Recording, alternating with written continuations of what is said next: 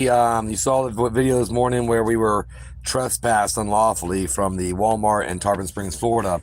And we subsequently filed, or not filed, we delivered a notice of intent to sue on the City of Tarpon Springs Police Department because, as you probably know, we're residents of Arizona. We're vacationing in Florida right now. In federal law, when you want to file a federal lawsuit, you don't have to stay where you're vacationing. You can file in the state that the offense took place or the incident. You can file in your state of residency, or you can file in Washington, D.C. Since we are leaving right after Israel's court date in Hillsborough County and headed back to the property, we decided we're going to file our 1983 in the state of Arizona against the City of Tarpon Springs and the police department for their violations of 42 U.S.C. 1983. The letter of authorization that Sergeant Sapino was so incorrect about in the Walmart parking lot from this morning's video when they trespassed us for Walmart. I kept saying you have to have a crime. There has to be a crime committed. It's not just a letter of authorization to trespass just anyone. So here is the letter. I went into the department and got an inspection of the letter itself, and I'll read this to you. First off, this is the property owner legal representative is Kim Conover. This is for Walmart. She is, the address for it is 2608 Southeast J Street in Bentonville, Arkansas. Sounds like a Walmart representative, 72716. And this says in here, right out under that, Kim Trailer. I don't know if Kim Trailer is also Kim Conover, but the affidavit says Kim Trailer, and the property owner information here says Kim Conover. The affidavit portion has Kim Trailer. That being said, it says, I hereby authorize officials of the Tarpon Springs Police Department to trespass persons found to be in violation of the Florida State Statute, City of Tarpon Springs Ordinance, or loitering on or about the private property identified as, and it's the Walmart there in Tarpon Springs.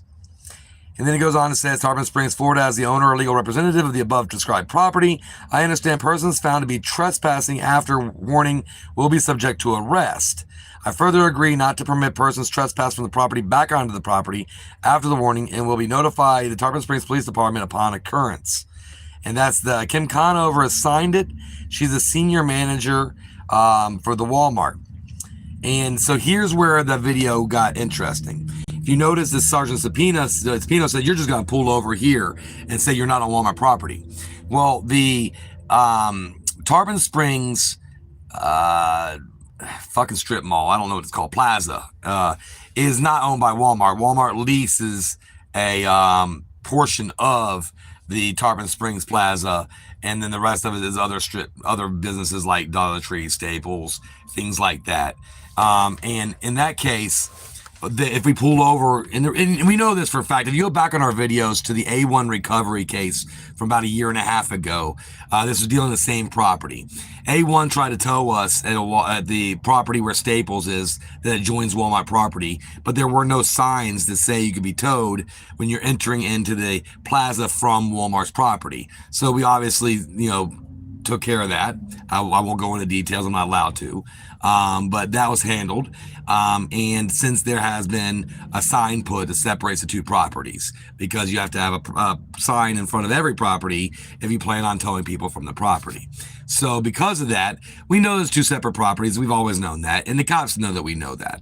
So he immediately said, well, you're just going to pull over here and say that you're not on Walmart property. So I'm authorized to trespass you from this entire plaza. That's what he said. Said not without a crime being committed.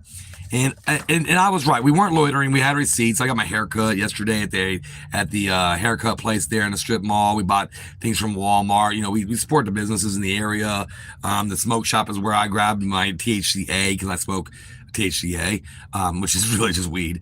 But so we supported the businesses that are in that strip mall. We weren't just loitering there. And then we obviously weren't committing any crimes or violating any ordinances.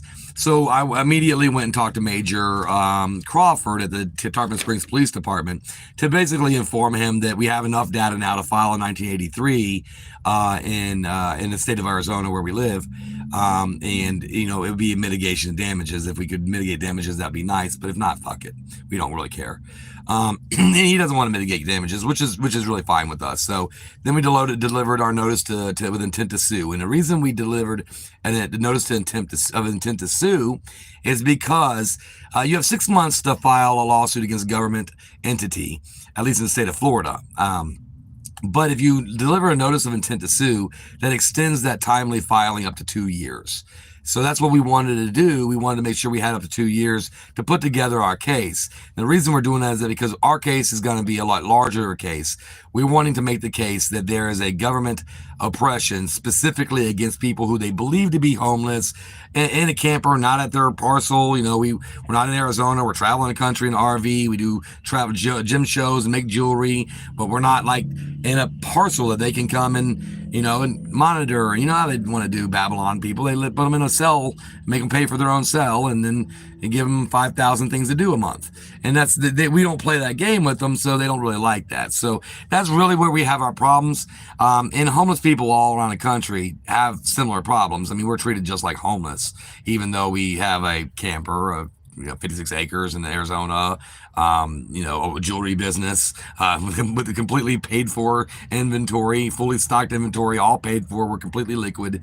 None of that matters, because perception is everything to fashion police. And that's what we have in Tarpon Springs. We have fashion police. They're not following any legislation. Whenever they do finally cause damages or charges with something, it's dismissed by the prosecutor. We've so far not been able to even go to trial because they won't do a trial. And then ultimately they scream that they have qualified stupidity. So that's what's going on. I just wanted to do this video to show that this letter of authorization, and that's all letters of authorization, just like stated in the video, require a crime to be committed. Love you all. You have a beautiful day. Blessings.